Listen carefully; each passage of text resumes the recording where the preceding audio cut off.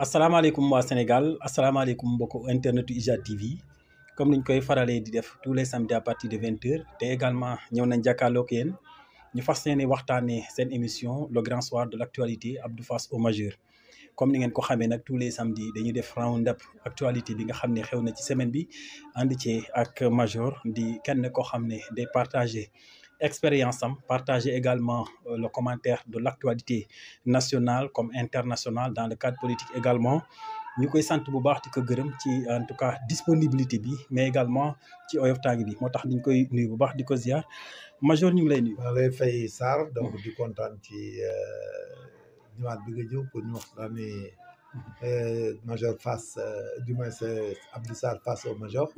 Donc, comme d'habitude, on va parler de l'actualité nationale, mais même si vous voulez, de l'actualité internationale, tout à fait. En tout cas, dans la semaine, Daldi Wahnak Djemti, en tout cas, le décès du l'ancien ministre de l'économie et des finances, Mamadou Moustapha, donc Kouba. Donc, Kolol Nak, Indi Benitele, parce que le décès de Mon Tidjoma et ainsi de suite, Indi Benitele. Mais d'abord, Bala Yudougou dans les faits, quand même la sortie du ministre, la sortie du porte-parole du gouvernement, nan nga koy analyser? Mais sorti porte-parole du gouvernement bi bourde là, c'est une bourde, c'est un manquement grave. Ah bon? Parce que théorie yi ngeen bëgg a théoriser, c'est des théories qui vont pas exceller. Je parle en tant que politique, je parle en tant que porte-parole du gouvernement, ça tient pas la route. C'est comme un militaire qui veut parler en politique, il porte sa tenue, il vient parler. Après, on lui dit que je parlais comme citoyen, en tant que citoyen. Je ne parlais pas comme militaire, ça ne passe pas. Parce qu'il y a une relation, il y a un lien, une relation de cause à effet, entre sa appartenance, son appartenance au gouvernement et les faits qu'il a évoqués. Donc, bref, il faut que ça arrête et puis c'est pas normal et c'est pas bon et ça ne crédibilise pas un État. Un gouvernement, ça ne le crédibilise pas de faire des sorties pareilles.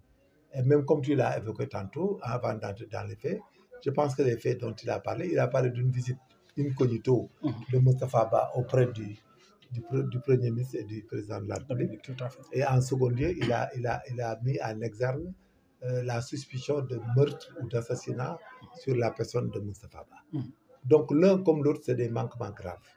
Parce que déjà, c'est une confidentialité. Le Président de la République, ses visites et ses fréquentations, ne doit porter à la connaissance des populations que quand il l'a mis dans son audience, nous publions que sur télé ou sur radio, il a reçu ce jour telle et telle personne. Ah ok, donc pour voilà, le président, il y a deux choses. Donc, lu muy jël ay nit en privé, kenn waru ko wax. Déjà loolu c'est manquement là. C'est un manquement grave là, parce qu'il y a une théorie de confidentialité. Ok. Secondo, Mamadou Moustapha Ba était dans le gouvernement président. Bu demee seeti leen am lu mu wax ak ñoom moom warut a nettali la mu wax ak ñoom. surtout nag di ci évoquer loo xam ne aussi loo xam ne sax c'est plus grave parce que dem na dégg naa ba ne Mamadou Moustapha Ba dafa notifier premier ministre ak président de la République que chiffres yi dañ ko falsifié. dañ ko manipuler. Donc dans le cas d'espèce Mamadou Moustapha Ba wartoon ñibbi sax bay dem aéroport bay génn réew mi parce qu'il était le ministre des finances il le dit kooku dañ ko waroon entendre sur le coup. bu dee dans le cas d'espèce bu dee li mu wax dëgg la li mu wax nii bu dee am na mu wax loolu waroon nañ ci aussitôt après tenir ministre de la justice ñu entendre ko sur les faits et que ouvrir une information tout de suite Mamadou Moustapha Ba devait faire l'objet de rétention dans le pays du woon dem France sax ba di fa dee. Ok. Voilà, parce que là-bas, si on fait rien, c'est de la prévarication de la part des autorités avec lesquelles il a tenu un entretien pareil. Nous n'avons accepté qu'il y ait un meurtre dans un pays et que quelqu'un vient devant le procureur de la République et dit que nous avons c'est la même chose. Tout à fait, tout à fait. Il n'y a pas de théorie, c'est la même chose. Et là-bas, j'informe les autorités, le président de la République et le Premier ministre, qu'il les a mis dans un état de prévarication. Kan moo leen déggal foofu. moo leen fa dugal ci état de Moustapha Sarré. Oui, parce que bu ne waa ji dafa leen wax ne les chiffres sont faux. ñoom ils n'ont rien fait. ba waa ji génn réew mi sax bay dee France. Mais il les installe dans un état de prévarication. Ah bon? Ah oui, il faut qu'on suive les choses, hein, c'est extrêmement grave. ci naka lan la L'état de prévarication mooy le fait de en tant qu'investi de pouvoir autorité. C'est comme un OPG, on te dit quelque chose, un crime, un délit et tu refuses d'instrumenter. Ok. C'est de la prévarication. Ok. Donc loolu mu wax noonu il faut que sax premier ministre wala génn ak président de la République qui démentisse ça. Mais ce qu'il a dit n'est pas vrai. Il faut le dire comme tel, hein. Ok. Que nous n'avons pas tenu ce discours avec le bon Moustapha. Ok. Et que fan la Sarré war a xam ne il a fait une faute grave. parce que déjà Souleymane Astou Diagne ñoom xamoon nañ ne Moustapha Ba dem na wax ak ñoom bañ discuter sur la fusion de ministère de l'économie et des finances ou la séparation ba discuter ci ba tax ñu def 2 ministères pourtant am na ñu ko xamoon mais ils n'ont jamais voulu le dire parce que c'est des fonctionnaires c'est des républicains am na yoo xam ne doo dem di ko porter à la connaissance du public c'est comme ñun information yi am man jomb naa yenn information man major de gendarmerie ma toog di amee information que kii jël na oto 90 millions douane fay lu mat 7 millions la fay du ma dem di tudd turam ak di ko diffamer parce que am na ñu may mën a am yoo xam ne dama koy am en vertu de ma fonction de mes anciennes fonctions de mes relations autres dafa yoo xam ne nit boo demee ba di ko wax surtout nga nekk ci gouvernement appartenir munoo taxaw di justifier c'est une erreur grave et c'est une faute extrêmement grave mooy première chose deuxièmement moom il met très mal à l'aise le ministre de la justice ak le procureur de la République parce que quand il dit qu'il a été tué c'est de l'ingérence dans l'instruction et là je dis que le ministre de la justice comme le procureur de la République ils n'ont qu'à l'installer dans l'instruction ah oui il faut l'entendre dans l'instruction ah ñu déglu quoi dañ koy dugal ci instruction mu wax parce que si audition bu ci figuré wul ëllëg loolu day dellusiwaat bu beneen régime ñëwee utiliser waat ko ñu duggaat ci contentieux bu ñuy continuer abadan ok xam nga il faut que leen parce que réew xam-xam da koy yor il faut ñu am xam-xam il faut ñu xam li ñuy teg suñu tànk munoo ne man dama kii ministre ancien ministre des finances de l'économie et des finances dafa dem ci président ak premier ministre ne leen chiffre dañ koo falsifié ñu bakko mu dem ba muy dem France ba di fa dee ñooñu loolu responsabilité boobu waa ji mesuré wu ko responsabilité bi mu installé le premier ministre et le président de la République il l'a pas mesuré et que ñoom sax ils ont des problèmes parce que ils doivent le démentir officiellement hein. Non il faut pas aller dans ce jeu là wax ne li mu wax moom parce que loolu c'est très dangereux même pour eux mais actuellement ni boo nekkee dans l'euphorie tu es là tu penses que ça marche comme ça mais le jour que tu seras comme Macky Sall de l'autre côté mais tu verras mais ça va vous rattraper hein parce que loolu boo sotlee les étapes waa ji mënut a ñëw wax la loolu ba pare ñu ba ko mu dem ba muy génn réew mi bay dee ci àll bi ñu naan dañ ko rey ñu déjà loolu déjà c'est très dangereux et il les a installés dans la prévarication muy secondo il a mis en cause aussi il a opportuné le procureur de la République comme ministre de la Justice qu'est-ce qu'ils vont faire mais qu'est-ce qu'ils vont faire un crime aussi une personne qui décède et tu évoques que c'est un crime et c'est un meurtre il a été tué mais il faut que tu sois entendu je suis désolé mais il faut qu'il soit entendu il faut mu dem ñu installer ko ci instruction bi et puis là il met pas parce que aussi il a un ministre de la Justice et un procureur de la République qui ont fait un sacrifice énorme pour aujourd'hui qu'on les tarisse pas d'éloge suite à leur bon comportement maintenant bu ñëwee ba heure bii nga bëgg a compromettre seen personnalité parce que ils sont dans l'embarras ah oui tu les mets dans l'embarras oui tout à fait oui tu les mets dans l'embarras et puis là tu commences à compromettre leur crédibilité et leur personnalité moom yore mu leen sax mais boo xoolee gars yi da nga xam ne ñoom ils commencent à se gêner ah oui il faut qu'on soit très clair amul benn solution wala argument il est dans le gouvernement il a parlé au nom du gouvernement il faut pas que muy essayer ñu naan j'ai parlé en tant que politicien et j'ai parlé en tant que X ou Y ça passe pas il a parlé en tant que membre du gouvernement Ouais, parce que cette qualité, il ne peut pas l'enlever. Il y a ce qu'on appelle des exigences. Il y a l'éthique et la déontologie qui scient à la fonction de ministre et de porte-parole du gouvernement. Tout à fait. Et en conséquence aussi, je veux rappeler le premier ministre Ousmane Sonko que ces éléments à lui là, ils n'ont pas les connaissances juridiques pour tenir un langage étatique. En conséquence, non, le problème là, parce que au nom d'un État, da ngay éviter de faire une infraction pénale. Ok lan nga bëgg a wax maanaam formation. communication non domaine deful communication et puis deful droit et en conséquence je pense que pour ñu bañ a amati bavure yooyu ils n'ont qu'à désigner le ministre de la Justice comme porte-parole du gouvernement. wala même Amadou Ba c'est juriste moom mu ngi def sortie. non Amadou Ba il est de l'autre côté Amadou Ba mënu ko nañ jël na nommer Ousmane Diagne porte-parole du gouvernement et puis ce que je dis là je l'exige je dis à Ousmane là il faut pas chercher une autre solution et entrer dans des théories. Si vous entrez dans des théories, vous payez le prix. Dans l'avenir. bu continuer li ma ko wax ni bu ko def. ça va les rattraper te dara dem major waxoon gis nga le fait que waa ji na leen am Moustapha Ba dafa ñëw ci seen bureau yi wax ak ñoom. ne leen on a falsifié les chiffres. suñ ko démentirul dana leen rattraper. Dans l'avenir. maa la wax loolu da leen di rattraper ku leen ko waxul da leen a bañ. mais ma la wax kay téere la. donc te léegi aussi il a mis les magistrats dans une mauvaise posture. il faut qu'il le laisse, qu'on l'installe dans l'instruction. Il n'a qu'à déclarer. Parce que là-bas, ça crédibilise le procureur de la République et le ministre de la Justice. Voilà. Muy ñaari hypothèse yooyu dañ koy régler. Voilà. Il faut qu'il aille, qu'il le démentisse. Parce que Souleymane Astou Diagne, on savait déjà. Néna Moussa Ba n'a pas parlé avec eux de ça. Et là, quand il dit, il s'est mal pris et il a inventé quelque chose qui n'est pas vrai. Parce que Wadi Wokul, Souleymane Mo. Comment tu peux imaginer un président responsable, un premier ministre, on te dit que les chiffres et l'économie que nous l'avons falsifiés. Mais imaginez. Et aujourd'hui, on est là en train de discuter d'un rapport fiable ou non fiable. Non fiable. Mais ils n'ont qu'à le démentir officiellement, sans gêne.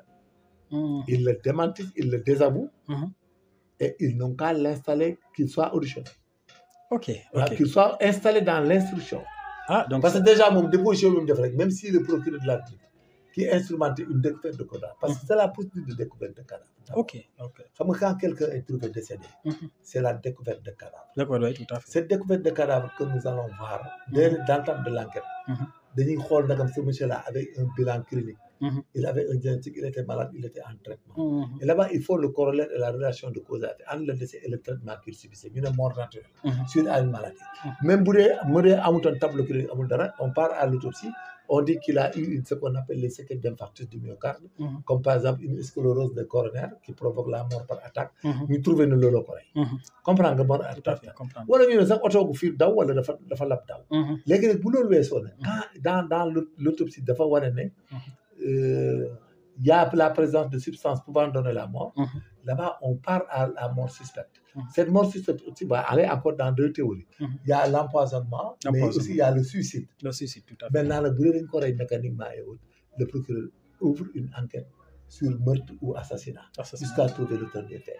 Donc, c'est des étapes qu'il faut respecter. Moi, quand le procureur il fait ce qu'on appelle une réquisition à personnes qualifiées. Pour nous faire une autopsie, une recherche élaguée sur les décédés d'une mort naturelle, si le décès d'une mort accidentelle, si la mort a été provoquée par un élément extérieur, par exemple accident ou une correille ou une empoisonnement. Tout à fait. Là-bas, on ouvre une enquête. Et puis, si l'auteur est pris, c'est bon. S'il n'est pas pris, on part à l'instruction. On fait affaire à suivre. Affaire à suivre, oui. Mais être dans un gouvernement, même s'il était un particulier, il le dit, mais on doit l'acheter. C'est-à-dire, même si un particulier, moi, le premier ministre, nous avons falsifié les chiffres, alors qu'il est le chef des chiffres, c'est lui qui les a établis. Mais il n'y a pas comme mais tu incrimines, c'est extrêmement grave pour un État. Donc là-bas, c'est de la prévarication qui les a installés. Et il est en train d'indisposer le procureur. Et actuellement, il est en train d'entraver même les marges de manœuvre du procureur. Voilà, parce que c'est des paroles. Si les particuliers l'avaient dit, on l'entend. Donc, bref, il faut le changer comme porte-parole du gouvernement. En attendant, il faut le désavouer en public pour leur propre intérêt. Il faut le désavouer, mais aussi il faut l'installer là, il faut l'entendre sur le procès-verbal. Et comme ça aide le procureur à continuer l'enquête et que les deux autorités là qu'il a citées tantôt, ils n'ont qu'à désavouer ce que le gars a dit. Dañ ko désavouer parce que s'il l'avoue, c'est une catastrophe. Parce que sinon, on va pas France. Oui, tout à fait. Et maintenant, pour la famille du ministre Moustapha Ba. Non, ils demandent l'instruction. Ils ont demandé que l'enquête soit ouverte à 100%. Maintenant, lui, il est cité comme témoin. Même s'il sort du gouvernement et dans l'avenir, s'il a des problèmes, mais il sera obligé de le déclarer. Oui, tout à fait. Il sera obligé de déclarer à tout moment, en tout lieu, en toutes circonstances. Parce que c'est comme ça, la mort dans la découverte de cadavre. Toutes les hypothèses sont à dégager. Et puis, il faut chercher tout ce qui est élément de preuve de comparaison par rapport au constat, les témoins et des auditions. Et que lui, il sera obligé d'être auditionné. Il sera obligé d'être auditionné. Ok, tout à fait. Alors, mu nekk ay leeral yu am solo jëm ci en tout cas certes ki nga xam ne moom mooy Moustapha Sarré nekk le porte-parole du gouvernement. Alors ñu jàll nag ci li nga xam ne indiwaat na beneen toole indi bi nañ ci chaque semaine day ñëwaat muy l'abrogation ou non de la loi d'amnistie nga xam ne le député Amadou Ba defoon na proposition de loi interprétative pour que vraiment ñu xoolaat la loi d'amnistie ñu interpréter war ko quels seront les soubassements kenn xamagul mais d'abord loi interprétative parce que sénégalais yu bëri dañuy jaawale abrogation et loi interprétative alors ay leeral ci loi interprétative boobu. Voilà, comme son nom l'indique, Sénégal, il cherche loin et c'est pas loin, c'est pas qui. La loi interprétative, c'est-à-dire il veut appeler l'Assemblée nationale à interpréter ce qui a été retenu et dit et présenté dans la loi d'amnistie. Ok. Et l'interprétation vise le fond comme la forme de la loi d'amnistie qui va les amener à restreindre les effets de la loi d'amnistie, de les élargir ou bien de l'annuler. Mais en train de cause, la loi interprétative n'est pas une loi répressive.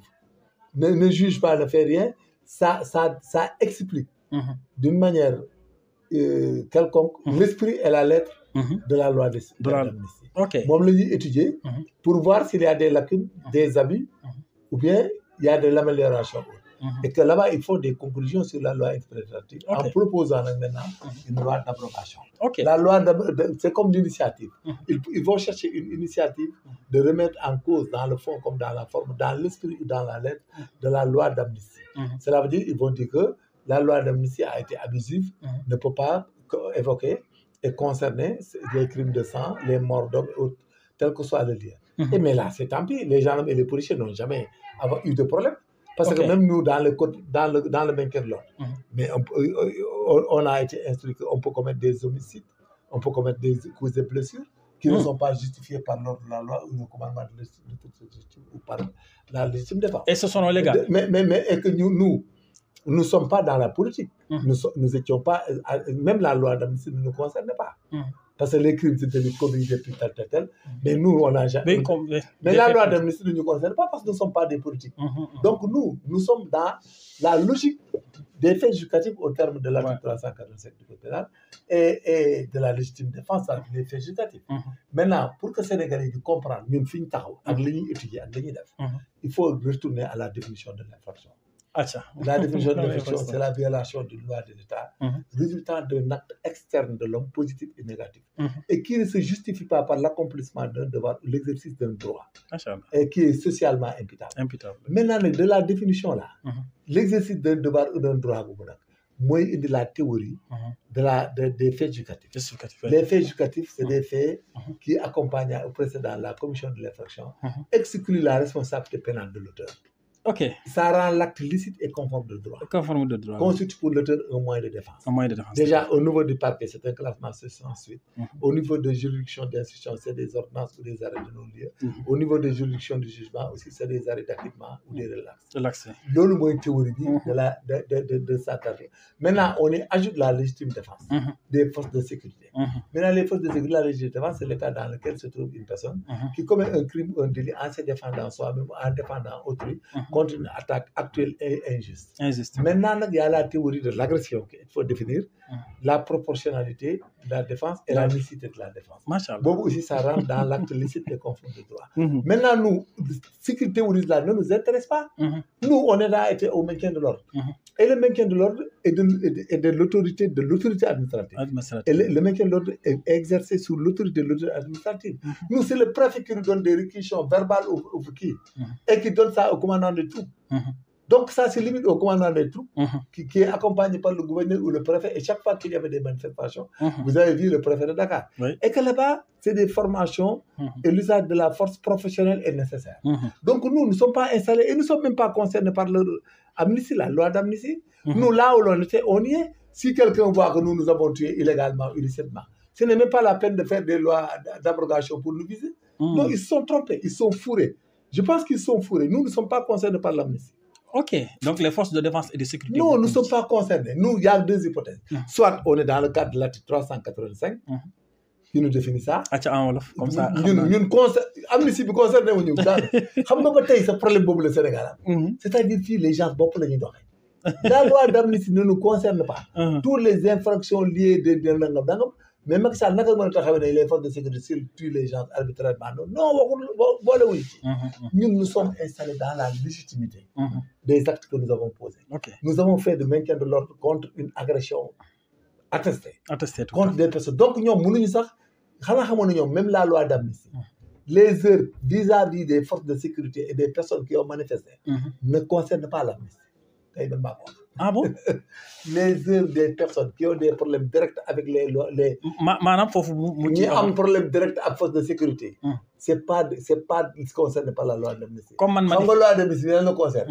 mooy nga dem di lakk ay kër politicien nga dem di dóor benn politicien nga xaañ politicien nga def même Auchan yi sàcc bokk ci. Auchan n'est pas installé dans la politique. Ah, non, il faut que ce soit des éléments liés par la politique. non attends Il faut que l'élément moral. donc attendez, loi interprétative bi am na solo. mais moo tax mu ne ma ne moom dafa indi loo xam ne sax moom il arrange les gens il les expose xanaa non loi interprétative moom li muy wax nii bu dajee ku xam droit bi. ñu évoqué ko.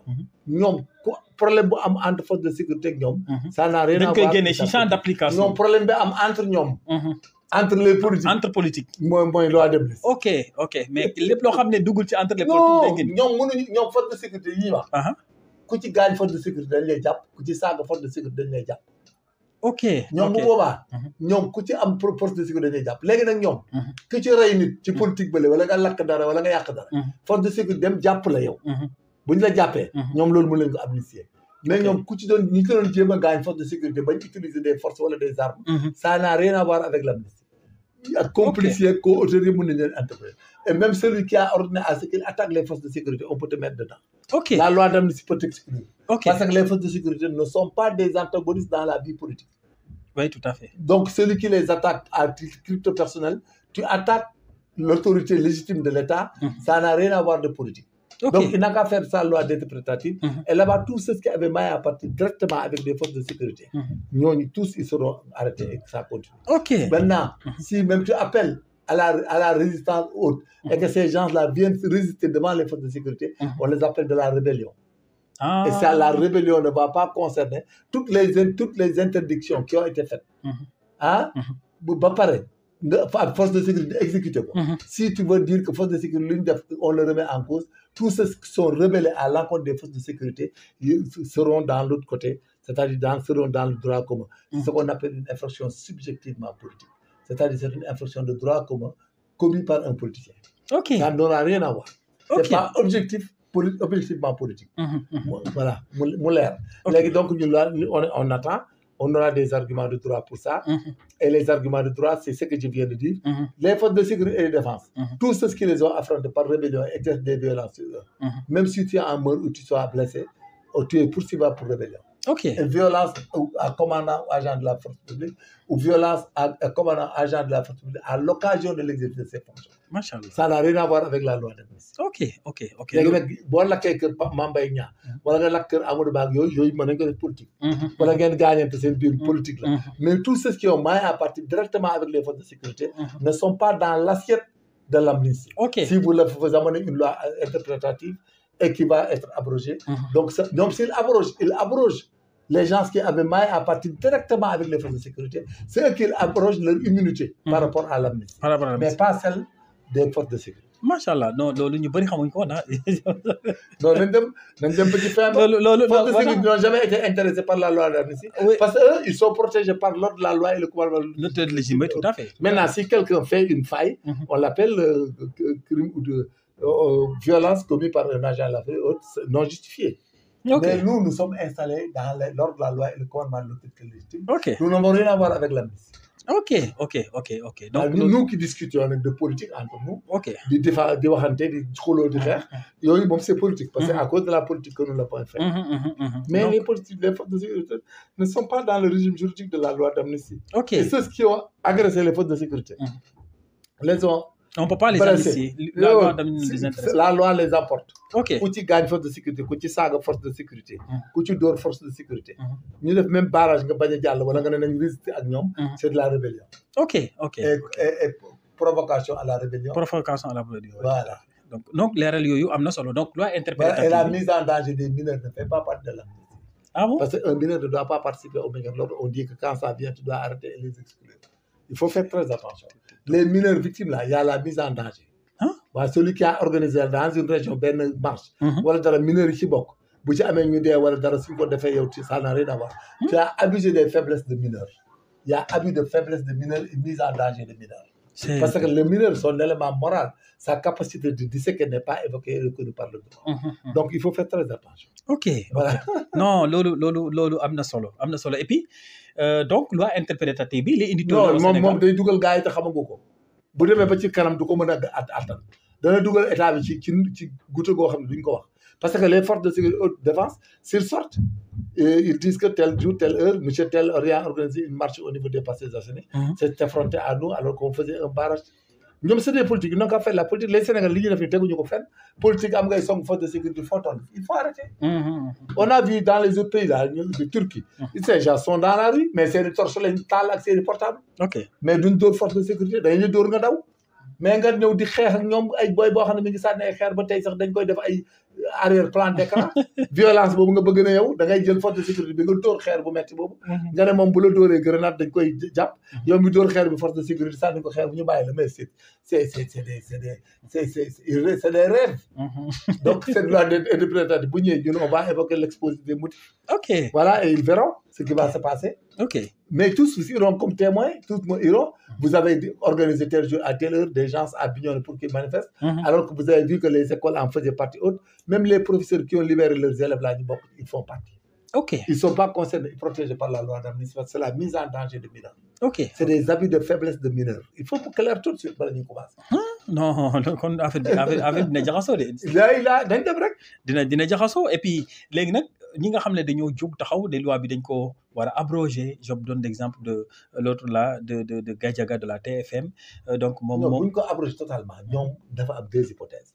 bu ñu ko abroger ñoom ils se mettent en cause dañuy dem parce que duñ mën a évoquer que les actes posés par des forces de sécurité étaient des actes illégaux. Parce qu'à l'époque, il y a l'autorité anciennement légale qui était là. Le magistrat qui va juger, il ne peut pas passer outre. Mënoo passer outre. Des gens qui gardent quelqu'un sama jël booy bëgg fa dugg sakale pexe booy bëgg a dem daaf lakk ko nga baare leen. Mais yow il faut arrêter. Les forces de sécurité ne sont pas concernées déjà par la loi d'amnistie. Donc ils sont installés dans le régime juridique de 385 du code pénal. Ils n'ont rien à voir avec ce qu'ils font. C'est eux qui sont en train de faire des gymnastiques et finalement ils vont balancer de toute action de relation de cause à effet entre une résistance, une rébellion à l'encontre des forces de sécurité et qu'il en résulte des blessures, des homicides du côté des forces de sécurité comme du côté de ces manifestants est considéré comme de la rébellion tant envers les manifestants pour la imputable aux manifestants et que de la légitime défense ou de l'ordre de la loi et le commandement de au bénéfice des forces de sécurité et de défense. En conséquence, il faut étayer que les forces de sécurité et de défense ont posé des actes qui ne sont pas concernés par l'ordre de la loi et le commandement légitime et qui ne répondent pas dans la forme comme dans le fond de la légitime défense. Comme je l'ai précisé tantôt. Dans la définition. Machallah. Donc, léegi, est-ce que, à votre avis, est-ce que war nañ annuler? Non, xamul lim initié. Amadou Ba. Amadou, il faut faire attention. Amadou est un diplômé en droit, mais il n'est pas juriste professionnel. Ah bon? Non, moi, comme une procédure pénale théorique et pratique. Parce que nekkul gendarme nekkul magistrat jàng. Parce que dana dugal li muy dugal nii c'est des doctrines qu'ils apprennent autres mais bu ñu demee ba ci biir du ko mën a maîtriser. Il va les mettre en cause parce qu'il oublie que ce n'est pas possible. Il y a des infractions subjectivement politiques et objectivement politiques. Mais Amadou xanaa. non aussi consulté na avocat. Non du avocat d'autre mais avocat yi bu ñu ko waxoon avocat yi danañ ko wax dëgg xam nga le principe de la non-activité de la loi pénale dont il parle là. Donc loolu c'est autre chose. Loolu il y a les lois de forme elles sont immédiates elles ne rétroagissent pas mais elles agissent immédiatement dans le cadre de la procédure. Quand est-ce qu'une loi est rétroagit ou ne rétroagit pas? Mais il faut faire l'étude de la loi sévère, la loi de fond. C'est de la loi de fond qu'on parle de rétroactivité et de non-rétroactivité. La loi, elle peut rétroagir quand elle est douce. Mais maintenant, les doctrinaires comme Kareka, Darifalo, Lombre, Sophie, on dit que la loi elle est douce quand le maximum est diminué et le minimum est diminué. Mais elle est douce aussi quand le maximum est diminué. Oui, tout à fait. Voilà, la loi elle est sévère quand le minimum est augmenté et le maximum est augmenté. Et même si le maximum est augmenté, la loi elle est sévère. Les lois de fond ne réagissent pas que dans ces circonstances pareilles, où le mën a réagir ou non. Maintenant, les lois de forme agissent immédiatement parce que ça concerne la procédure. Maintenant, il y a le droit pénal et la procédure pénale qui diffèrent. Mais toutes les deux sont des procédures. Le droit pénal général est la procédure applicable à toutes les infractions. moi, comme la tentative, la complicité, La complicité, et au-delà, les secondaires, c'est ce qu'on appelle le droit pénal général. Le droit pénal, la procédure pénale, c'est la procédure applicable aux infractions selon la classification juridique en délit, contravention et crime. oui. Moi, les contraventions ne connaissent pas d'instruction. Ouais, on peut transiger. On peut transiger. Alors, au pénal pur et dur, on transige. On transige pas. Oui. Les délits, facultativement, doivent aller en instruction. Parce que vu leur complexité et autres. Les crimes, l'instruction est obligatoire. Donc, il faut qu'on arrête. Tout est appris et tout est connu. Je pense que les forces de sécurité là n'ont rien appris. Mais monsieur, alors venez. Parce que vous ne pouvez pas, il faut qu'il y ait deux parties. Monsieur, vous avez été victime de blessures hautes parce que ce jour-là, vous vous êtes attaqué à nous. Avec les cocktails Molotov de mon ami qui là, comment il s'appelle? Le monsieur qui a. Tunkara. De mon parent Tunkara, les cocktails Molotov de Tunkara, comment on pouvait en échapper? Mais maintenant, nous, comme c'est amitié, mais on le pardonne. Mais cocktail Molotov. Mais vous savez, il faut pas faire du pédantisme.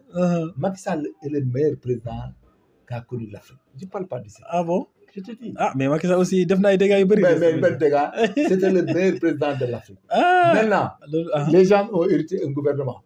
Il faut faire mollo et laisser Macky Sall en paix et saluer sa décision et sa générosité. Parce qu'il pouvait nous mettre, il pouvait amener ce pays à un désastre. Il ne l'a pas fait.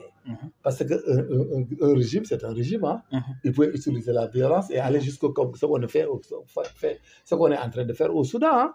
Chacun sort ses relations, son argent et autres, et que les gens achètent des armes et s'entretuent. Après, on ira à la négociation, à la réconciliation nationale. Mais alors qu'il n'a pas voulu disloquer le pays en pensant aux chefs religieux. Les chefs religieux que nous avons au Sénégal qui n'ont pas de bâton ni d'armes. Si on allait en guerre civile, qu'est-ce que ça allait donner? Aujourd'hui, nos élèves, nos parents, est-ce qu'ils seraient là en train de parler? Est-ce qu'aujourd'hui, tes parents, ils seront à Koupentoum en train de parler de social? Mais voilà que ça, c'est un président de la République bienveillant qui a une pensée pieuse pour tout ce qui se passe dans ce pays. Maintenant, si ces acquis-là, nous les compromettons, mais tant pis, on n'a qu'à aller en contentieux. Mais les forces de sécurité et de défense ne sont pas soucieuses de cette loi d'amnistie, de son interprétation, de son application. Parce qu'eux, ils sont figés et installés dans le cadre juridique de l'article 385 du Code pénal. Voilà, donc nous, on est installés là-bas. Et puis celui qui nous évoque, mais les partis, nous allons discuter. Et nous allons plaider la cause. Et en tout cas de cause, les gens qui pensent être amnistiés seront obligés de venir déclarer. Ok, machallah. Donc, mu nekk ay précision de taille, précision yu am solo par rapport ak la loi d'amnistie bi nga xam ne ñii ngi wax abrogation ñii ngi wax interprétation mu poser problème. Maintenant yow damay demander rek sa avis personnellement, est-ce que d'accord nga ñu annuler? Non, d'accord, d'accord, ils vont se mettre en cause. Ils finiront par aller devant les juridictions plaidées. Non, d'accord, c'est que nous abrogé. Non, d'accord, nous abrogé. Ils n'ont qu'à laisser tomber les partis. Parce que Macky Sall les a sauvés tous. Non, l'autre, d'accord. Je suis d'accord. Moi, tout ce qu'on avait arrêté, celui qui dit que nous n'avons pas arrêté, je ne peux pas dire parce qu'en droit et en arrestation et autres, les poursuites, on ne dit jamais que tout le monde est fauteur. Parce qu'il faut qu'il soit jugé. Oui. Parfois, il y a des erreurs, il y a des arrestations, il y a tout. Mais si on part en jugement, après, ils seront élagués parce que les magistrats en acquittent et en relaxent. Mais ils ont beaucoup sauvé des jeunes. Ils pouvaient être devant les chambres criminelles. Ok. Voilà, au moins 1000. Parmi les 2000 quelques, les 1000 pouvaient se présenter en chambre criminelle. Ok. Voilà, parce que moi, je suivais très bien les manifestations. Et je leur ai tout en parlé lors de la loi et le commandement de l'État. Et aujourd'hui, si Diomaye est là-bas au palais, s'ils disent de poursuivre et de ne pas poursuivre, parce qu'il l'a dit, c'est parce qu'il y a l'ordre de la loi et le commandement de l'autorité. Oui, tout à fait. Il y a l'autorité de l'État. Oui, c'est ça. Oui, tout à fait. Il faut qu'on soit logique dans ce que nous faisons. Et que les politiques, la conquête du pouvoir en Afrique est liée à la violence. Oui, tout à fait. Voilà. Et que là, la létalité de la violence que vous utilisez pour venir au pouvoir, tant verbal que physique, il faut que vous soyez conscient de cela. Et ne pas dire que ceci, cela. Parce que nous avons évoqué que nous avons terre n'a rien à voir avec la politique. Non. Si les gens sortent des diagrammes de liaison, des téléphoniques et autres. Après, nous avons le politique, mais ce n'est pas vrai. Non, ça n'a rien à voir avec la politique. Donc, ça risque d'être compliqué. Il interprète crime et délit. Il n'a pas compris. Quand il interprète crime et délit, les crimes de sang, crime égale crime. Les gens vont dire pourquoi crime de sang? Quel crime de sang? Parce que crime de sang égale mort d'homme égale homicide. Oui, tout à fait. Égale homicide volontaire, oui. Ouais, égale homicide volontaire. Et que là-bas, ils ne savent pas que dans le cadre des maintien de l'ordre, et surtout s'il s'agit de forces de sécurité, dûment organisées au Sénégal, tu ne peux rien dire tant que la CPI ou le TPI n'incrimine ça comme manquement aux droits humains. Nous ne pouvons pas poursuivre en tant que local. Ah bon? Non, non, non. Les forces de sécurité de défense sont régies par le droit pénal international aussi dans le maintien de l'ordre. Et ils apprennent la proportionnalité et la nécessité d'usage de la force. La force, tout à fait. Et ils utilisent la force conventionnelle et que les circonstances sont encadrées par le cadre juridique des réquisitions. Il y a une réquisition générale, une réquisition particulière, une réquisition spéciale. Et quant à la réquisition spéciale, il y a une réquisition spéciale avec usage des armes. Donc, les droits humains sont regardants. Donc, nous n'aurons pas des forces de sécurité comme criminels, comme nangam. Parce que dans le cas d'espèce, la Cour, la CPI comme le TPI, ils entrent dans la danse. Ok. Et que, oui, ils entrent dans la danse, c'est pas possible. Ce n'est pas possible. Tu ne peux pas, dans un état de droit, évoquer et incriminer des forces de sécurité sans que CPI et TPI d'accord. D'accord. Ok. Voilà. Ah, donc là, c'est compliqué. Alors, comme il y a un petit droit, nous continuer parce qu'il y a beaucoup d'arrestations ces temps-ci. Donc, Moustapha Seck de Thiès, moi également, dégg nañ arrestation, ñu koy masawu njabootam nga dégg yeneen arrestation yu bëri ay activistes ainsi de suite. Donc, loolu aussi war nañ ci rebondir. Mais balaa boobu nañu ñambaasaale la sortie de Y'en a marre. Thiat gis ngeen lu mu wax temps aussi mu gën di bénistoolé. Donc, Thiat nee dañu war a abroger la loi d'amnistie. Parce que ñoom ci taxawaay boobu lañ yàgg a nekk Y'en a marre foofu la yàgg a nekk te nguur gi nga xam ne ñoom ñoo ngi fi ñoom ñoo décidé ñoom ñoo demandé woon ñoo waxoon ne ñoo diggoon askan wi ne buñ jëlee réew mi kat dinañ abroger li nga xam ne moom mooy loi d'amnistie donc góor ca wax loolu la Thiat wax. waaw c'est ça wax li ñu waxoon avant moo tax. mais loi d'amnistie bi ñoom xam nañ ne buñ ko abrogé day indi problème day désordre dans le pays. day indi désordre donc Thiat bu ko waxee gis naa ne ñoom ñëpp ko attaqué même kilifa nee na bokkatu ba quoi. kilifa nee na abandonné kii na démissionné na Y'en a marre yàgg ko.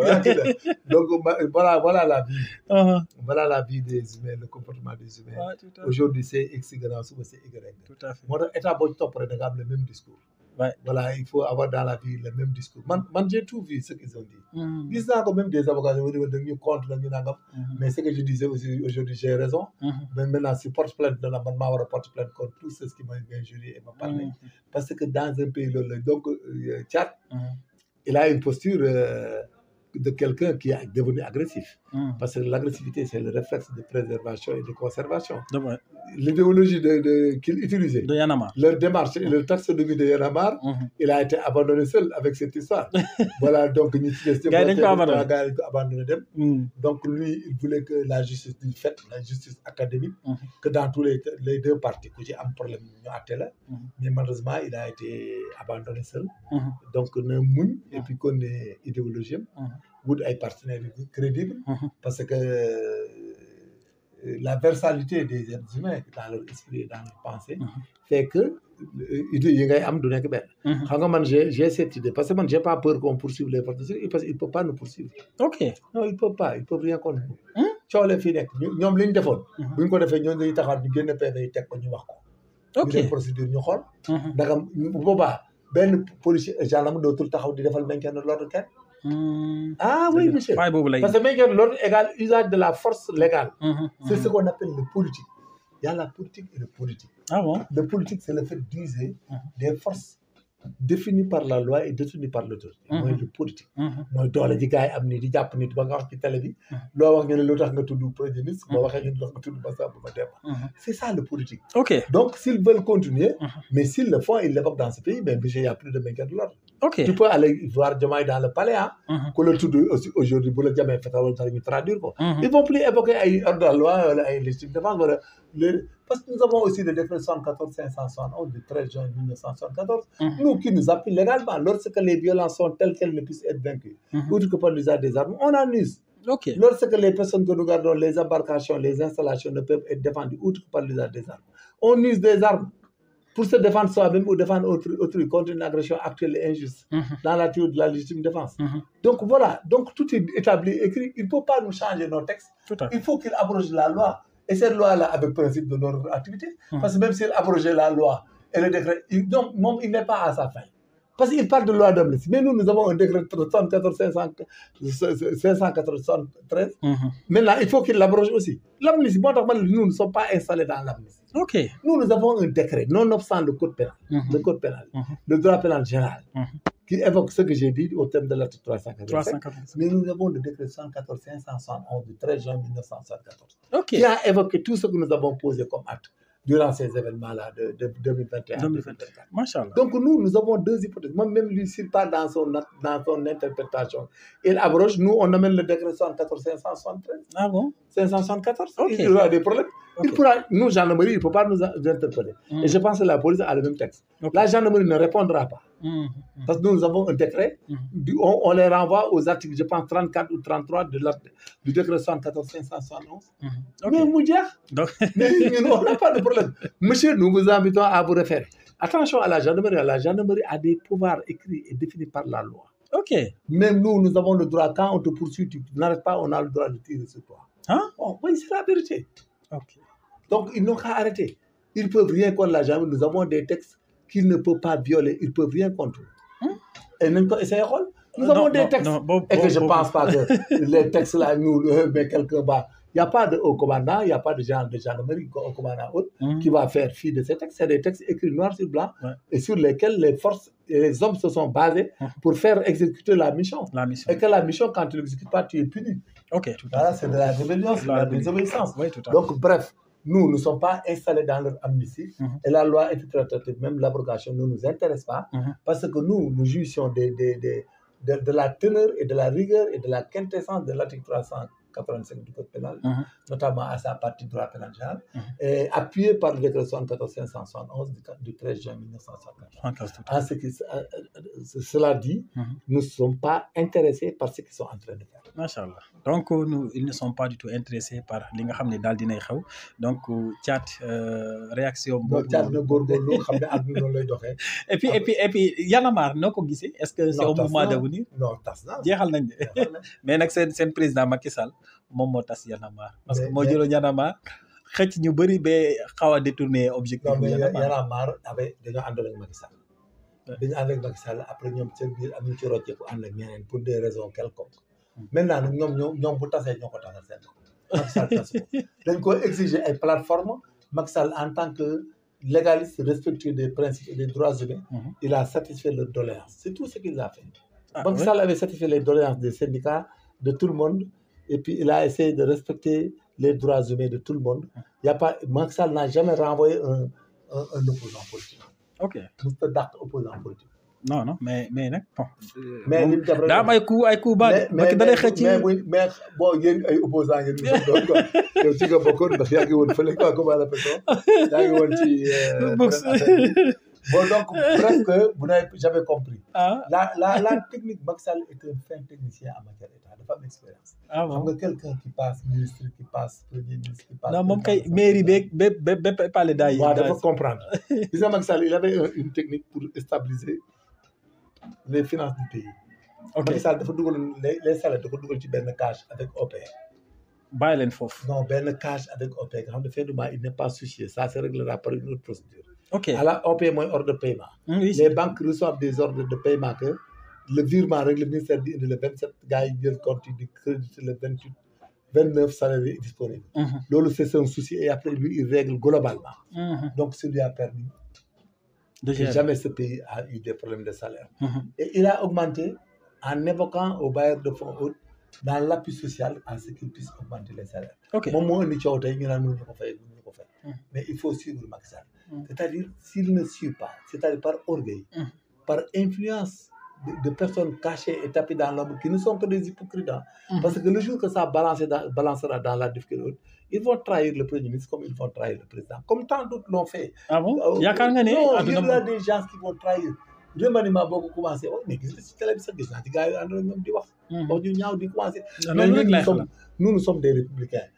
man même boo attaqué Diomaye pensant que tu me fais plaisir et tu attaques Ousmane en kii Ousmane bi ma koy kàcciri dama ko kàcciri parce que ñoo ko mag ñoo koy kilifa ñooy kilifa moom suñu kilifa peut-être sur le plan état mais ñun ay kilifaam la moo tax man chaque fois ñu fi nekkoon di wax la ma leen doon wax moom laay waxaat tey xam nga ba ma leen di wax li ma leen waxoon comme li ma la wax rek bu ku ko defit dama lay attaqué parce que on ne laisse pas un état en bruit faut mu clair waaw parce que si on soutient rien bis bu classé fii ay fetal la ñuy jël di fetalante rek ba ngoon waaw am na pays yoo xam ne dégg nga ko fi ne ay Syrie ak yooyu gis nga demee ak Soudan yooyu yaa rien du tout fetal ngay jël gars yi rente suba ba ngoon bu ñu def sauver jubóo point barre c'est comme ça que marche le monde mais comme nous sommes soucieux d'un état calme boo xam ne ñun am na lu ñu ciy xool parce que ñun chaque fois bu ñuy wax dara di ko def yaa ngi xalaat ay Touba xalaat Medina Baye xalaat Tivaouane xool yooyu parce que ce sont nos parents que nous devons protéger parce que nous avons haute considération tu penses à l'église à ces paisibles sénégalais yi góorgóorlu di wut luñ dundee le jour am ngor soo duggee ci marché bi gis Bawol wala li ñuy taj pour dund mais bu dee góor nga rek am ko loo war a def ci réew bi maintenant loolu taxoon ma attaqué leen et je l'ai réussi li ma leen waxoon du dañ jamais tey nag je m'en donne raison ou pas je m'en pas donné raison m'en donne raison aujourd'hui parce que réew kenn mënu fi def ay illégalité pour conquérir un pouvoir loolu ça passe pas aujourd'hui si on a 2 magistratures on peut avoir 2 genres de police c'est parce que on avait cultivé cela loolu la ñuy lutter waat pour que cela revienne à la norme que la fusion revienne des idées et des pensées que tout le monde mais mënoo dem sax benn tey bu ñu doon guerre tey am ay militaires yu courant les bras ñu del bokkuñu ci bi gars yi ñoo leen ciy génn mais ça devient grave ça devient grave c'est ce que je luttais il faut qu'on arrête pour conquérir le pouvoir doone loo xam def ko loo xam wax ko pour am c'est pas bon parce que day indiwaat problème bi ñu nekk nii oui tout à fait mi ngi nii tey wax ci sax day mel ni ñu nekk au pouvoir ñooy opposants yi te chaque jour on dit la même chose maintenant il faut qu'on appuie le système pour aller vers l'avant et aller vers le développement avoir un discours boo xam ne day nekk discours bu légal pour mën a jaaral lépp ci yoon mais tey surtout indispose le procureur de la République et le ministre de la justice mais ñoom c'est des humains aussi am na ñoo xam ne boo leen koy defloo wala di leen ko waxloo mais bu yàggee dañ leen di sonal kam voilà il faut que ñoom sax en quelque sorte je dis que nañ leen rus nag gars yi xaw a rus ñoom Ousmane Diagne rus procureur de la République parce que ñoom c'est des fonctionnaires et c'est des magistrats da nga leen di rus doo leen mettre dans de mauvaises postures il faut éviter cela en tant qu'État chose importante non il faut éviter de les mettre dans de mauvaises postures parce que la doy tey bu jàppee benn Alioune Kane wala jàppale parce que da nga wax ne way kii lañ ko rey nga naa ñu war a loo ci xam yow nga nekk ministre de la République nga wax ko Ousmane procureur mënu la interpeller mënu la wax dara mais da nga koy mettre dans de mauvaises postures bu yàggee duñ mën a gérer administration droit bi day am problème Sénégal oui tout à fait et puis c'est comme ça il faut que ça se répète une bonne fois alors mu nekk yu am solo temps yi aussi dégg nga Aziz Aly Ndiaye def na benn sortie par rapport ak ceeb bu muy wàccee Aziz nag fi mu ne nii pël yaa ngi koy jàppale ak joolaay ndax ceeb bu mu wàccee bëri na te nee na ci prix ceeb bi dina wàññeeku loolu nag ñu am ñu ko attaque surtout côté APR nag nee nañ Aziz Ndiaye gëmoo dara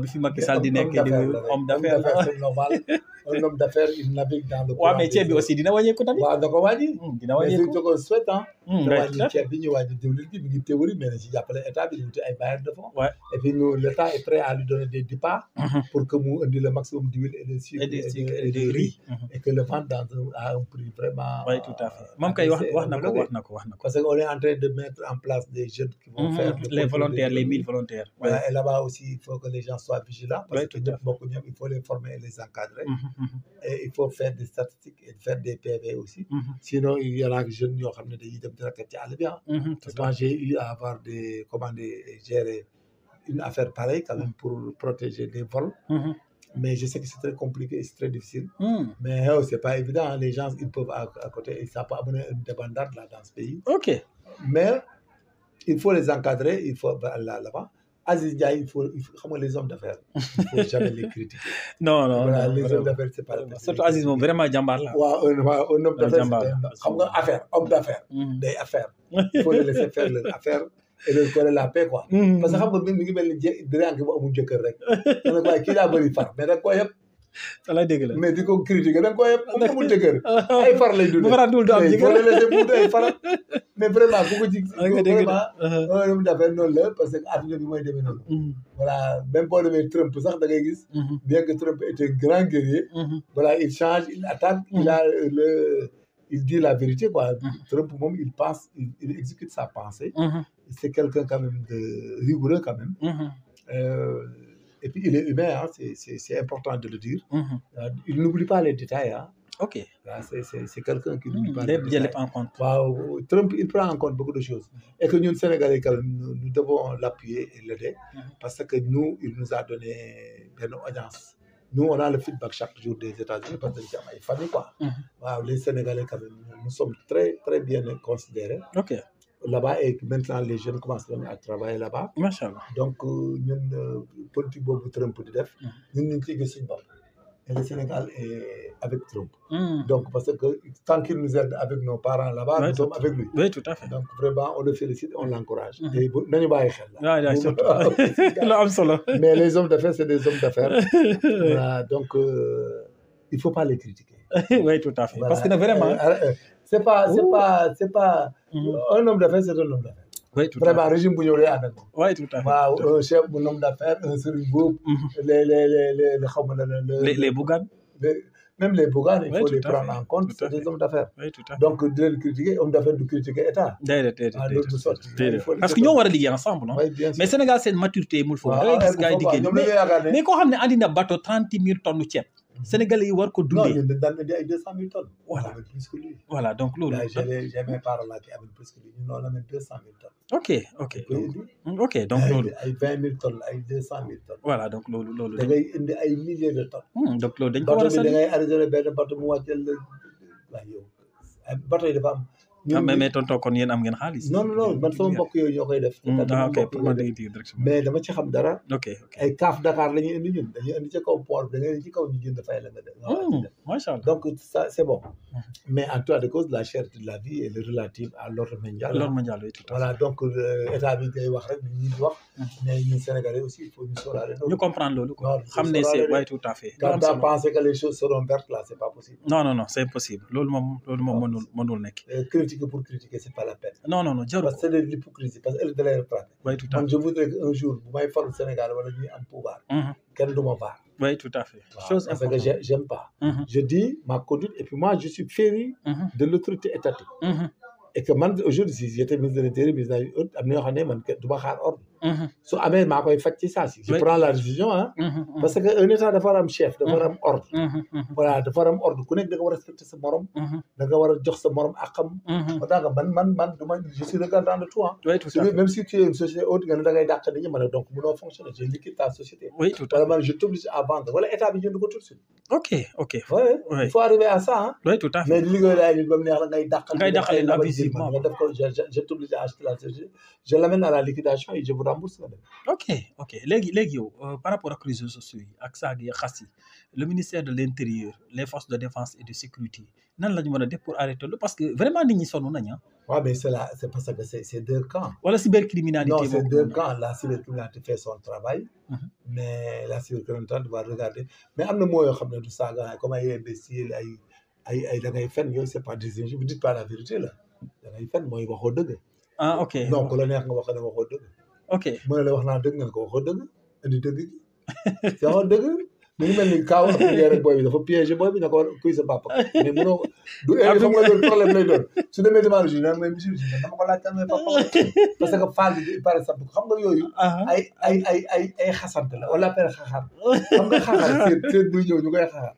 xam nga est-ce que xam nga xaxar xaar déedéet xaw ma ko. xamoo ko quand une nouvelle dame arrive dans le domicile conjugal dafay fekk ay wujju wala mu fekk fa peccorge quoi waaw donc là-bas les femmes nan ko yow sa yaay ba mu nangam daa topp sa papa di wax yooyu dëgg la wax ñu kuy sa baay kuy sa maam kuy sa nangam luñ la xamal dañ koy léebu mais duñ la ko wax directement dëgg la waay xam nga nit ki boo ne kuy sa baay mënoon nga jékki-jékki ne ko yow tu es un enfant non reconnu mais xam nga là-bas bu léegi si les reconnu c'est la diffamation maintenant nag olof dañu garaaw olof dafa muus te booy bi dafa dégg olof am dëgg kuy sa baay kuy sa yaay xam nga mën na ko neex mun na kuy sa yaay kuy sa baay kan mooy say waajur ba xam nga da ngay dajeeg nii sax nga ne ko kuy sa papa yow bu nga waxee mën na samba muy Modou Kane nga ne ko ah bon il habite où sa maam nangam comme benn xale bi tout à l'heure quoi sama benn Sali sëñ Saliou préfet moo doon Kandji sama kii la sama doom baay la quoi suñu papa yi ñoo bokk ay papa quoi mais c'est comme ça olof la moo tax la cybercriminalité se limite à ça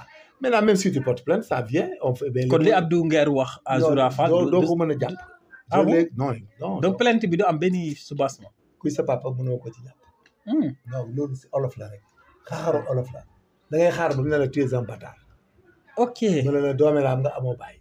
ok. maanaam kuy sa papa laa la laaj. il est très intelligent. boo demee ba devant la barre mu ne man dama ko laaj kuy papam kese. man bu ma ko waxee ma génn ci. mais yow daal du tout. ok moo tax il faut pas très vite aller en besogne. moo tax les propos acerbes échanges dans ce pays là. ça va amener des conséquences graves. parce que dafa déstabiliser sax ni gars yi. oui tout à boo doon xoolee ku nekk day wax mais comme le ministre bi il est déstabilisé. fait. il faut pas suivre ces histoires il faut qu'il arrête les histoires de polémique là. ñoom seen bopp ñoo koy arrêté. dem dans autre chose dans des communications structurantes. oui surtout. waa des communications convaincantes. et puis de développement. et puis d'informer les populations. Oui, parce que attendez quand vous voulez le pouvoir après mais c'est pas ces gens-là qui vont te le redonner. ok boo amee pouvoir. ma ne nii ba pare. gars yi may dégg ñu wax nii. parce que Alaaji Fall du ñoom ñoo leen di joxaat pouvoir. comme gars yi mënuñu convaincre nit ñi. ñun ñoo koy mën. boobu ngay xamee la psychologie politique là. loolu tax mu garaaw. ok gisoo Macky Sall ci fin bi. kenn ku mu àndaloon mënatu koo waxal ba nit ñi ànd ak moom. waaw loolu moom c'est vrai. il fallait que mu am je donne l'exemple. oui c'est vrai je donne tey exemple. ban tey man mën naa wax lu fal nit fii Sénégal. ok est-ce que xam nga li ma la. gis nga à l'époque bi Macky Sall di reyanteeg ñoom Sonko doon. je donne si un Bara Ndiaye génnoon ci ñoom Sonko. ne ay la yéwén nag. damay wax rek mais Macky gën Sonko moo gën kii du dara du nangam du nangam. bu ngeen ko jëlee ñu ko ni moo gën a wóor. impact boobu li Bara doon bu Bara waxoon loolu. impact bi dana nekk impact boo xam ne mën nañ changer lu bari. c'est foofu lañ toll ñoom ak ñun. c'est nous qui pouvons les remettre sur la sellette et les appuyer. mais ñoom waxi kese kenn ci ñoom mënutul wax ba convaincre plus de personnes mënutul nekk. c'est ça nag la psychologie politique. moo tax politique daa bëri risque. tout à fait Macron kii du moins Sarkozy. c'était le même cas de Sarkozy. ok gis nga Sarkozy bi muy ñëw. daa wax ba France ne gongo. ok mu toog nag. bi muy def seen gars yu njëkk yi. je pense dafa bañ a gis bi mu ko defee. Sarkozy savait que du dem. ok xam nga Sarkozy benn mandat la def. tout à fait. voilà loolu la. mais là ça. non mais c'est comme ça la politique d'ailleurs. en Afrique. ok c'est-à-dire ñoom époque bi ñu tombeel moo garaaw. époque bi ngay tombeel. léegi pour nga jël pouvoir nii.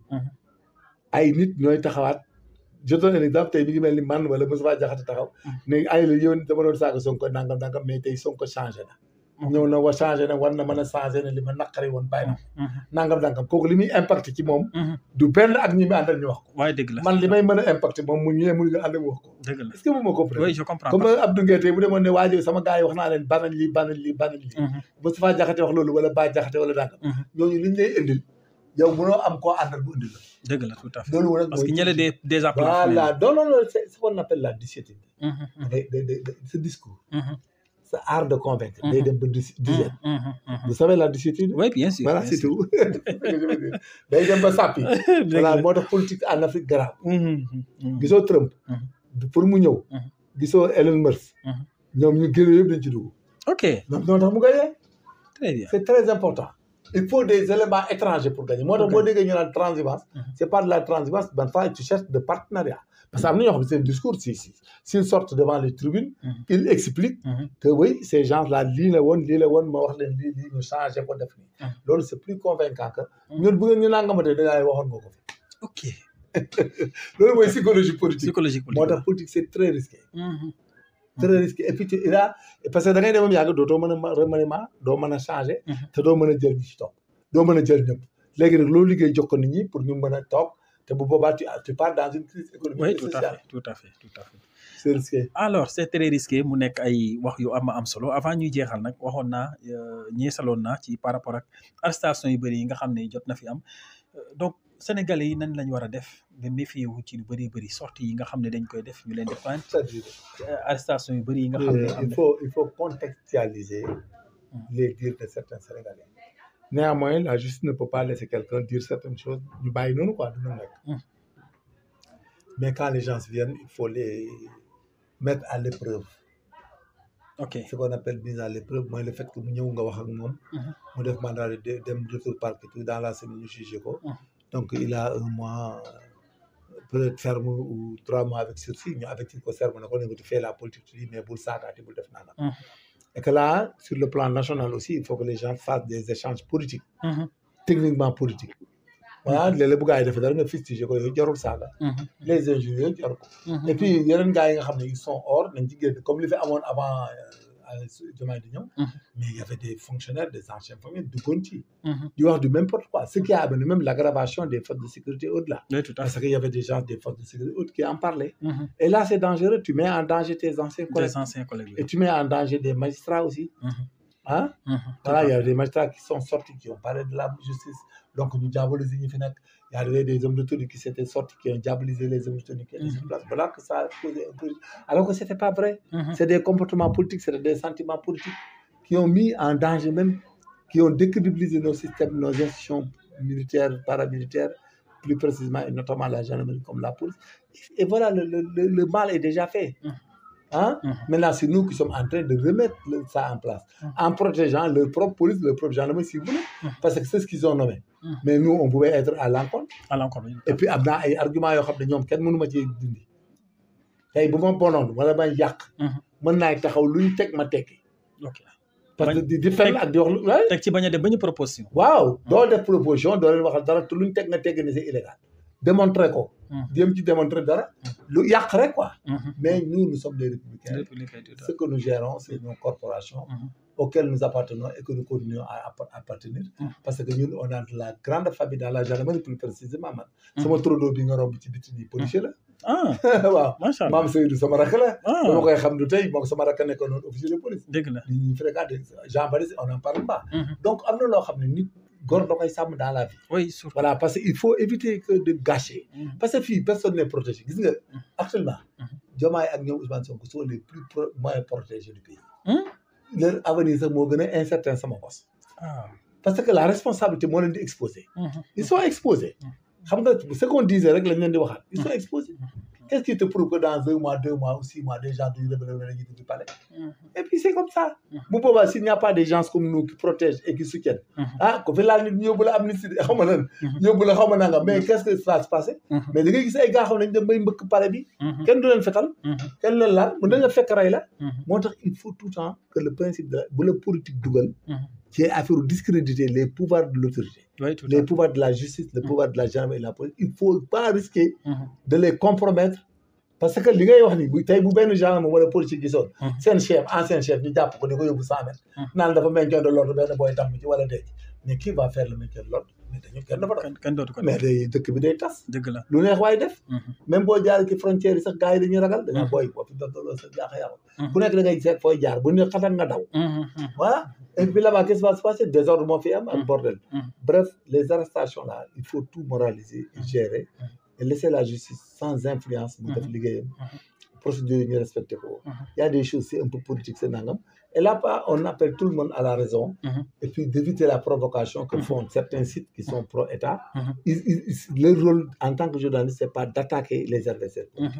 Parce que là-bas, ils maintiennent la tension et le contentieux et le conflit. Donc, on connaît de maintenir. Et malheureusement, un an et demi, on a maintenu le contentieux. Et que c'est pas bon. Oui, tout à fait. Voilà, nul n'est protégé. Nous sommes dans un état. Les gens changent. Tout peut changer. Tout peut arriver. Oui, tout à fait. Voilà. Si vous êtes en 2029 le matin, mais vous avez gagné plus l'intérieur. Mais là, si vous avez gagné, vous avez gagné. day ñëw pour fay ci man. imagine mais loolu. dootoo nekk à l'aise mais da ngay di génn dëkk bi sax. parce que may gis ba installé au ministère de l'intérieur nga daw génn dëkk bi sans ma wax la dara da ngay daw. oui tout à fait. bu ma nekkee président sans ma wax la dara da ngay daw. da ngay naan kii mën na maa rey. parce que da ngay soupçonné damay fayu. oui tout à fait. wala dama lay def lu bon. da ngay daw. da ngay daw dootoo nalaw guddi. waaw booy génn yaa ngi xool sa njaboot yaa ngi xool lu ñu lay def mais loolu du c'est pas une vie. dara jarul ko et puis fii rien n'est éternel. li gis nga gars yi booy di nit nga.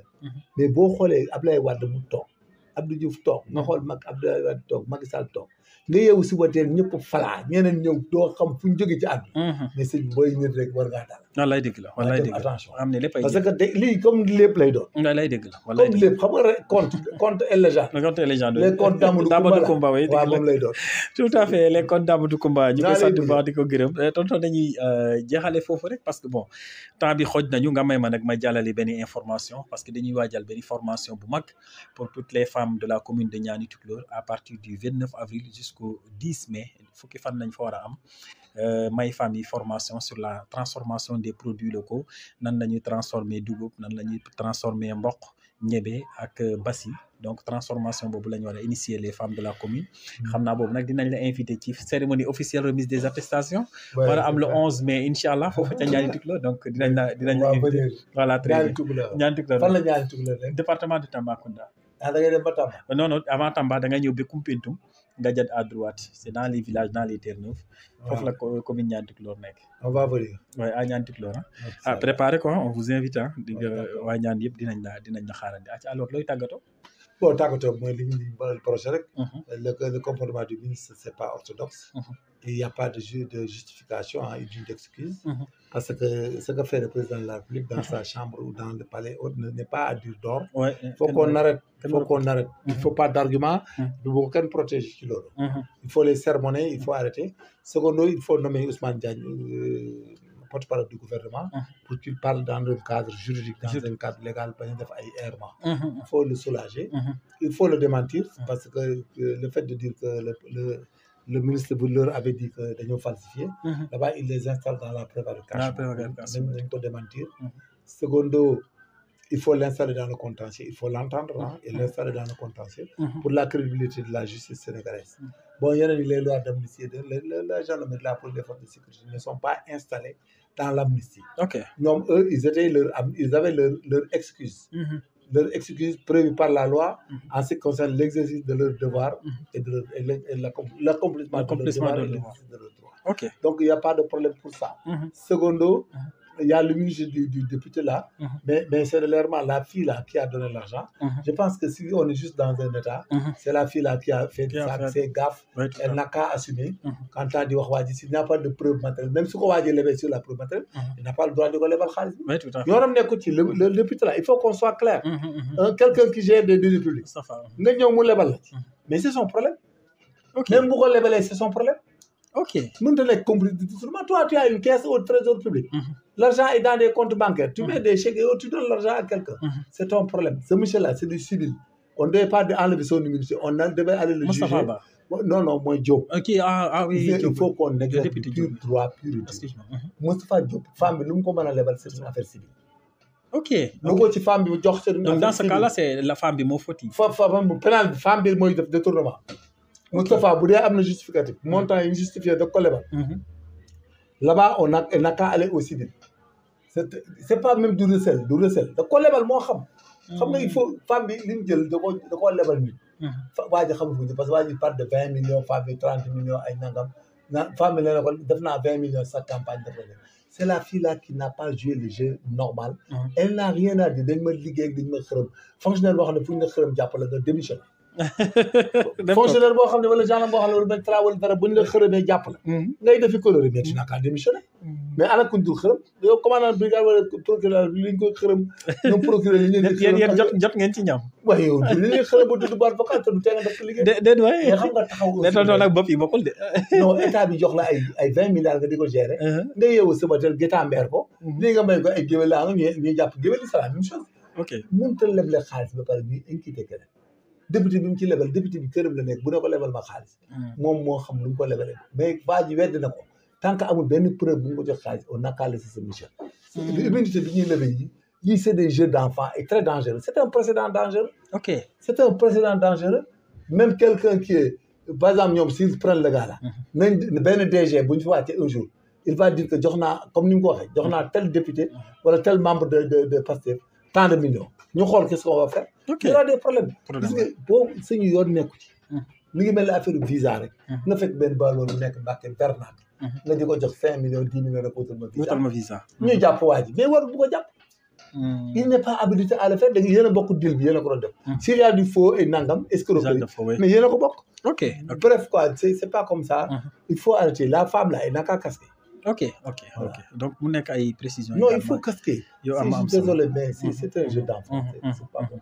alors mu nekk ay précisions yu am solo di ko sant fii la ñuy jeexandi rek waxtaan bi am na solo mais waxtu bi moo ñu xoj di ko sant di ko gërëm moom major Kandji ci éclaircissement bi ak temps bi c'est vrai que ci weeru koor lañ nekk mais à chaque fois day bàyyi préoccupation pour tout simplement ñëw répondre en tout cas aux besoins de la population joxe information bi faram-fàccee ko indi ay leeral surtout dans le cadre juridique ñu koy sant bu baax di ko gërëm te di wax rek ne il faut juste juste abonner la chaîne et activer la cloche de notification bu ko defee saa yu émission bi duggee rek ngeen ko jot à temps réel Major ñu ngi lay sant daay gërëm bu baax et on se donne rendez-vous le samedi prochain à 20h. Merci à la prochaine.